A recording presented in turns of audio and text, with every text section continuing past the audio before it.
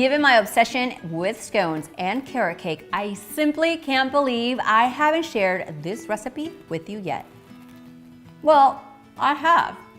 In my cookbook, the best homemade snacks on the planet. Now, while these are not technically a snack, I'd say that they make breakfast and the afternoon coffee 100 times more delicious. What I love is that the recipe is easy and the scones are portable. The ingredients are super simple and you probably have most of them in your pantry. To make these whole wheat and other allergy-friendly substitutions, make sure to check the recipe link right below this video. So let's get started. I have a scone pan because, you know, I have serious feelings for scones. But because you probably don't have one, let's line a baking sheet with parchment paper. In a large bowl, I'm going to sift the flour, add the sugar, baking powder, salt, cinnamon, and nutmeg. And listen, if you don't have nutmeg around, but you have pumpkin pie spice, you can use that too. Let's make a well in the center of the mixture and add our half and half. You can use whole milk or even cashew milk as a dairy-free alternative, but you do want a thicker texture to your milk.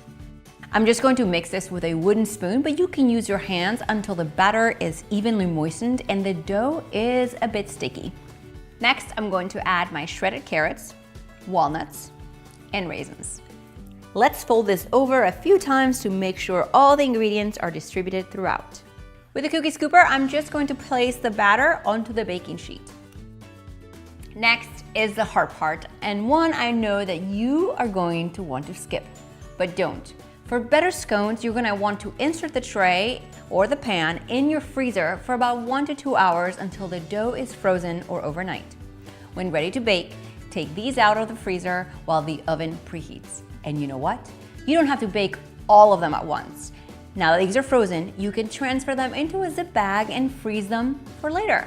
If you're baking all of them, make sure to take them out into a second baking sheet because these will expand while baking. The final step is to brush these scones with a little milk and sprinkle with additional 3 tablespoons of reserve sugar. Let's bake these in our preheated oven until they're golden brown, about 30 to 40 minutes. My gosh, if you could only smell these plates, they are perfectly golden brown with the raisins and carrots. For the recipe and the measurements, check the description box right below this video. If you love scones as much as I do, I'll make sure to share my favorite recipes in the description box below. And for a new video, look left, hit the subscribe button. I'll send you one every single week. See you next time.